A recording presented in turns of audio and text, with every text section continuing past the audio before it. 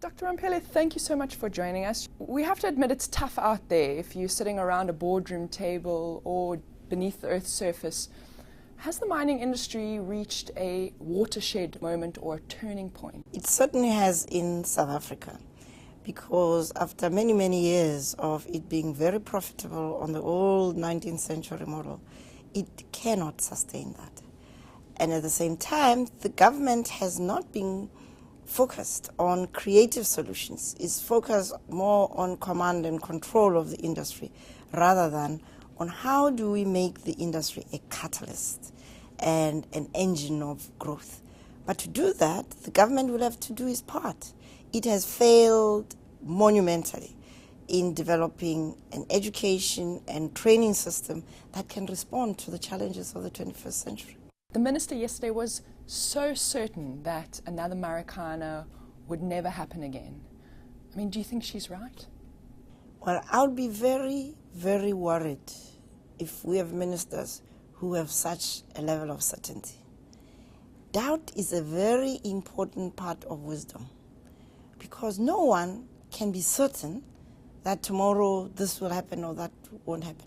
The only thing that will reduce the risk of another Marikana happening is if we take Marikana as a lesson for us to think again. Now, to say you are certain it's not going to happen without the concomitant planning in a way that makes the risk of another Marikana possible, it really is difficult to understand where she was coming from. But let's also think about the fact that the reason why ministers can stand up and say what they say and nothing happens is because you and I as citizens have allowed our government to get away with saying things or not saying things, doing things, not doing things, which undermines our sustainability as a society. It seems the latest and very worrying trend is that the only time government reacts quickly is when we have very violent, volatile situations like Sasolburg, like Marikana, like the farm strikes that you mentioned in your speech. I mean, that's no way to function, surely. Absolutely.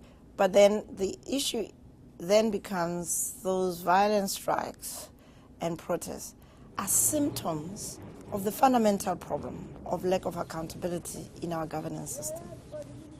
And that lack of accountability has got several roots. The first is that we as citizens have not understood our role as citizens of a modern democracy. We are not subjects as of old, but we behave like that. People actually say, I can't say that.